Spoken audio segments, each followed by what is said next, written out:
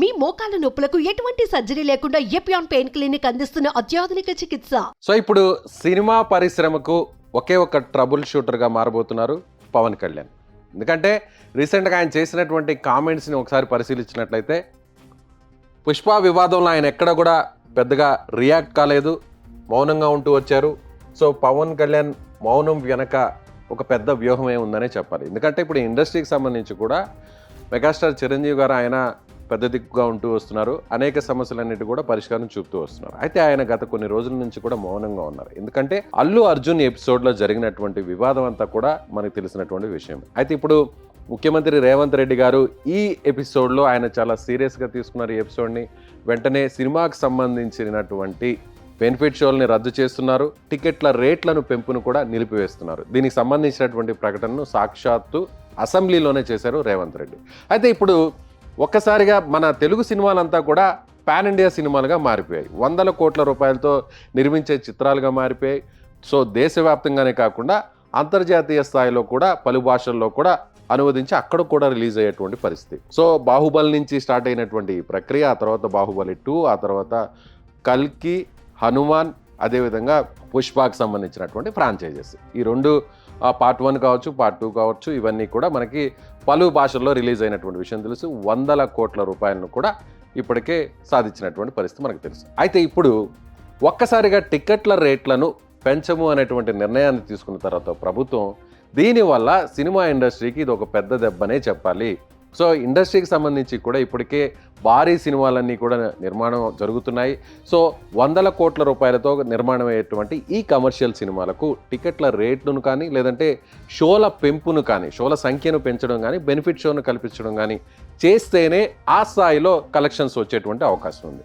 So ఇప్పటికే తెలంగాణలో ఆ నిర్ణయం తీసుకున్నారు కాబట్టి తెలంగాణకు సంబంధించినటువంటి ఈ వ్యవహారంలో ఇప్పుడు రేవంత్ రెడ్డికి నచ్చజెప్పేటువంటి ప్రయత్నం, సాహసం ఎవరు చేస్తారు అంటే ప్రస్తుతం ఉన్నటువంటి పరిస్థితుల్లో చూస్తే మీటింగ్ వచ్చినటువంటి ఎవరైతే యాక్టర్స్ కావచ్చు, అదేవిధంగా డైరెక్టర్స్ కావచ్చు, ప్రొడ్యూసర్స్ కావచ్చు, వీరందరూ కూడా రేవంత్ రెడ్డిని నచ్చజెప్పేటువంటి పరిస్థితి అక్కడ కనిపించలేదు. ఎందుకంటే కేవలం అక్కడ మీటింగ్ అంతా కూడా హైదరాబాద్కి సంబంధించి, హైదరాబాదు ఒక అంతర్జాతీయ స్థాయిలో సినీ రంగంలో ఇదొక కేంద్రంగా, హబ్బుగా మారాలి అనేటువంటి దాని మీదే చర్చ జరిగింది తప్ప ఎక్కడా టికెట్ల రేట్ల పెంపు, అదేవిధంగా బెనిఫిట్ షోలకు సంబంధించి డిస్కషన్ జరగలేదు అనేది కూడా అందరూ కూడా బయటకు వచ్చిన తర్వాత సినీ ఇండస్ట్రీకి సంబంధించిన వారు చెప్తున్నటువంటి పరిస్థితి మనం చూసాం. అయితే ఇప్పుడు ఎంత బయటకు వచ్చా చెప్పినా కానీ మెయిన్ కావాల్సింది ఇండస్ట్రీకి సంబంధించి ఇప్పుడు బెనిఫిట్ షోలు కావాల్సిందే, ఖచ్చితంగా సినిమా టికెట్ల రేట్లను పెంచాల్సిందే కొన్ని రోజుల పాటు.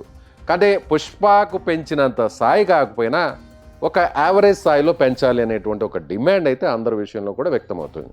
అయితే ఇప్పుడు ఏపీలో ప్రభుత్వం ఎలా తీసుకోబోతుంది? ఇప్పటికే తెలంగాణతో పాటుగా పుష్ప సినిమా విషయంలో ఏపీలో కూడా టికెట్ల రేట్లను పెంచుకోవడానికి, బెనిఫిట్ షోలను వేసుకోవడానికి కూడా అనుమతి ఇచ్చినటువంటి పరిస్థితి మనం చూసాం.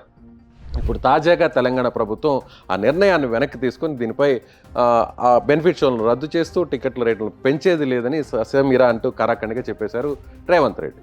సో ఆ తర్వాత జరిగిన మీటింగ్లో కూడా దీని గురించి డిస్కషన్ లేదు. అయితే ఇప్పుడు సంక్రాంతికి కొన్ని భారీ సినిమాలు అయితే రాబోతున్నాయి. అది కూడా ఎవరైతే ఇప్పుడు రీసెంట్గా దిల్ రాజు గారికి సంబంధించినటువంటి నిర్మాతగా ఉన్న ఆయన 2 సినిమాలు ఇప్పుడు రాబోతున్నాయి. ఆయన తెలంగాణకు సంబంధించి కూడా తెలంగాణ ఫిలిం ఛాంబర్కి కూడా ఆయన ప్రజెంట్ చైర్మన్గా కూడా ఉన్నారు. అయితే దిల్ రాజు కూడా ఒప్పించేటువంటి ప్రయత్నం చేయలేదనేది మనకి ఇక్కడ చాలా స్పష్టంగా. అయితే ఇప్పుడు తాజాగా ఏపీలో దీనికి నిర్ణయం తీసుకునేటువంటి అవకాశం ఉందా? టికెట్ల రేట్లను పెంచే అవకాశం ఉందా? బెనిఫిట్ షోలు వేసుకునేటువంటి అవకాశం ఉంది. 3 సినిమాలు రాబోతున్నాయి, 3 కూడా భారీ సినిమాలు. అందులో ఒకటి game changer pan India cinema, అదేవిధంగా బాలకృష్ణ హీరోగా నటించినటువంటి డాకు మహారాజ్, అదేవిధంగా 3వ సినిమాగా ఇదే దిల్ రాజు నిర్మించినటువంటి సంక్రాంతికి వస్తున్న వెంకటేష్ హీరోగా ఉన్నటువంటి సినిమా. ఈ 3 సినిమాలు వస్తున్నాయి. అయితే వీటికి సంబంధించి ఏపీ ప్రభుత్వం తీసుకునేటువంటి నిర్ణయం ఎలా ఉండబోతుందో కూడా చూడాలి.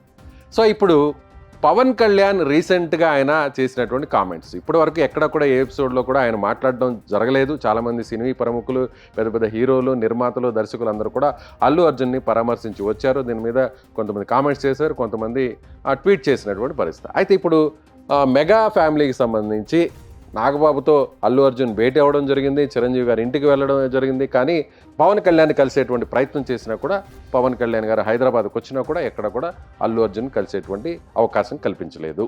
సో ఇప్పుడు ఇండస్ట్రీకి ఒక పెద్ద నష్టం జరుగుతుంది కాబట్టి పవన్ కళ్యాణ్ నిన్న కామెంట్స్ చేశారు కాబట్టి చాలా బ్యాలెన్స్డ్గా మాట్లాడారు. ఆయన మీడియాతో చిట్చాట్లు అయినా చాలా బ్యాలెన్స్డ్గా రేవంత్ రెడ్డి ఎక్కడా తప్పు చేయలేదు, ఆయన స్థానంలో ఎవరున్నా కూడా అలాంటి నిర్ణయం తీసుకుంటారు. సో అల్లు అర్జున్ ఒక్కరినే టార్గెట్ చేయడం కరెక్ట్ కాదు, ఆయన ఒక్కరి మీదనే ఇదంతా కూడా మోపడం కరెక్ట్ కాదు. సినిమా అంటే అందరూ కూడా కలిసి నిర్మించేది సినిమా. సో అల్లు అర్జున్ కాకపోయినా ఆయన వ్యక్తిగత సహాయ సిబ్బంది కావచ్చు, లేదా సెక్యూరిటీ సిబ్బంది కావచ్చు, లేదంటే సినిమా ఇండస్ట్రీ ఆ సినిమా టీం కావచ్చు, నిర్మాతలు కావచ్చు, లేదా దర్శకులు కావచ్చు, వీరే టెక్నీషియన్స్ ఎవరో ఒకరు వెళ్ళి అక్కడ ఆ కుటుంబాన్ని పరామర్శించి ఉంటే ఇంత జరిగేది కాదు. గోటితో పోయేదాన్ని గొడ్డల దాకా తీసుకొచ్చారు అని అన్నారు. ఆయన ఆ మాట ఎందుకన్నారంటే, ఇది ఒక అల్లు అర్జున్ అరెస్ట్ అవ్వడం, కేసులు, కోర్టులు, ఈ విషయాన్ని పక్కన పెడితే ఆ టీంకే కాదు, సంధ్య థియేటర్ యాజమాన్యానికే కాదు, పుష్ప టీంకే కాదు, దీనివల్ల ఇండస్ట్రీకి కూడా నష్టం జరుగుతుంది అని పరోక్షంగా చెప్పకనే చెప్పేశారు పవన్ కళ్యాణ్. అంటే గోటితో పోయేదాన్ని గొడ్డల దాకా తీసుకువచ్చారు అని కూడా ఆయన చెప్పడం జరిగింది. అయితే ఇప్పుడు పవన్ కళ్యాణ్ చేసినటువంటి కామెంట్స్, రేవంత్ రెడ్డి గారు చేసింది చాలా కరెక్ట్. పోలీసులు ఎవరున్నా కూడా పోలీసులు చట్ట ప్రకారమే వెళ్తారు, పోలీసులు చేసిన దాంట్లో ఎలాంటి తప్పు లేదంటూ కూడా, అదేవిధంగా అల్లు అర్జున్ ఒక్కరి మీదనే ఇదంతా కూడా మోపడం కరెక్ట్ కాదంటూ కూడా అక్కడ బ్యాలెన్స్డ్గా మాట్లాడారు పవన్ కళ్యాణ్. సో ఈ ఎపిసోడ్ చూస్తే మనకి పవన్ కళ్యాణ్ గారు ఇంకో మాట కూడా అన్నారు, రేవంత్ రెడ్డి గారితో నాకు మంచి సంబంధాలు ఉన్నాయి, సన్నిహిత సంబంధాలు ఉన్నాయి, ఆయన కష్టపడి ఎదిగినటువంటి నాయకుడు, కింది స్థాయి నుంచి ఈరోజు సీఎం వరకు వచ్చినటువంటి లీడర్ అంటూ కూడా ఆయన చెప్పడం జరిగింది. ఇప్పుడు ప్రభుత్వానికి సంబంధించి తెలంగాణ ప్రభుత్వంలోనూ అదేవిధంగా ఏపీ ప్రభుత్వంలోనూ రెండు ప్రభుత్వాలకు కూడా ఒక సన్నిహిత సంబంధాలు ఉన్నాయి. ఈ ఇద్దరు కూడా, ఈ రెండు ప్రభుత్వాలు కూడా ఇప్పటికే ముఖ్యమంత్రులు కూడా హైదరాబాద్లో భేటీ అవ్వడం జరిగింది, పలు సమస్యల మీద కూడా డిస్కషన్ కూడా చేయడం జరిగింది, మళ్ళీ కూడా భేటీ అవుతామని కూడా చెప్పడం జరిగింది. అదేవిధంగా పవన్ కళ్యాణ్ రేవంత్ రెడ్డి కూడా భేటీ అవ్వడం కూడా జరిగింది. అదేవిధంగా తెలంగాణకు సంబంధించి కూడా వరదల సమయంలో పవన్ కళ్యాణ్ వ్యక్తిగతంగా ఆయనకు సంబంధించినటువంటి సహకారం, ఆర్థిక సహకారం కూడా అందించడం జరిగింది. సో ఇవన్నీ చూస్తే పవన్ కళ్యాణ్ ఇప్పుడు పెద్దన్న పాత్రను పోషించేటువంటి అవకాశం ఉందా?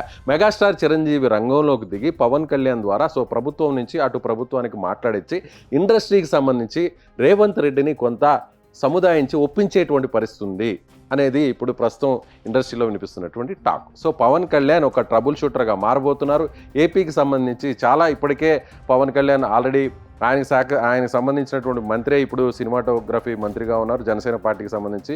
అదేవిధంగా నాగబాబు గారు కూడా త్వరలో ఆయన ఎమ్మెల్సీ అయ్యి మంత్రివర్గంలోకి వస్తున్నారు కాబట్టి సో ఏపీ విషయంలో ఇండస్ట్రీకి ఎక్కడ పెద్ద గ్యాప్ లేదు. మొదటి నుంచి చంద్రబాబు కూడా ఆయన ఇండస్ట్రీతో సన్నిహితంగా ఉంటున్నారు, ఇండస్ట్రీలో ఉన్న చాలామంది కూడా ఆయన కీలకంగా కూడా ఆయనతో చాలా క్లోజ్గా ఉండేటువంటి పరిస్థితి. అదేవిధంగా బాలకృష్ణ గారు సొంత బావమరిది ఎమ్మెల్యే కూడా, ఆయన కూడా పార్టీలో ఉన్నారు కాబట్టి ఇండస్ట్రీకి సో ప్రభుత్వానికి ఎక్కడ పెద్ద గ్యాప్ లేదు, చాలా మంచి సంబంధాలు ఉన్నాయి. కాబట్టి ఇప్పుడు తెలంగాణకు సంబంధించి కూడా రేవంత్ రెడ్డి తీసుకున్నటువంటి నిర్ణయాన్ని కొంత ఉపసంహరించుకునే విధంగా కొంత ఆయనకి నచ్చజెప్పేటువంటి ప్రయత్నం చేసేది ఒకే ఒక్క నాయకుడు పవన్ కళ్యాణ్ గానే మనం చెప్పాలి. ఎందుకంటే ఇప్పుడు ఆయన ఏపీ డిప్యూటీ సీఎం హోదాలో ఉన్నారు. అదేవిధంగా ఆయన చాలా పెద్ద హీరో, ప్రత్యేకంగా చెప్పాల్సిన అవసరం లేదు ఇండస్ట్రీలో ఆయనకి ఎంత మంచి పేరు ఉందో. అదేవిధంగా మెగాస్టార్ చిరంజీవి వెనక ఉండి ఇప్పుడు ఇండస్ట్రీకి సంబంధించినటువంటి ఈ సమస్యను సాల్వ్ చేసే అవకాశం చాలా స్పష్టంగా కనిపిస్తుంది. ఇప్పుడు సంక్రాంతికి కాకపోయినా కాస్త వేడి చల్లారిన తర్వాత వచ్చే సమ్మర్ అంటే వచ్చే వేసవి కాలంలో భారీ సినిమాలు కూడా వస్తాయి కాబట్టి ఆనాటికి ఈ సమస్యను ఒక పరిష్కారం దిశగా తీసుకొచ్చేటువంటి అవకాశం చాలా స్పష్టంగా కనిపిస్తోంది. సో ఇక పవన్ కళ్యాణ్ ఇప్పుడు సినీ ఇండస్ట్రీకి ఒక ట్రబుల్ షూటర్, ఒక మాటలో చెప్పాలంటే పెద్ద దిక్కుగా, పెద్దన్నగా మారబోతున్నారు అనేది మనం ఆయన నిన్న చేసినటువంటి కామెంట్స్ని బట్టి అర్థం చేసుకోవచ్చు. మీరేమనుకుంటున్నారో కామెంట్ చేయండి.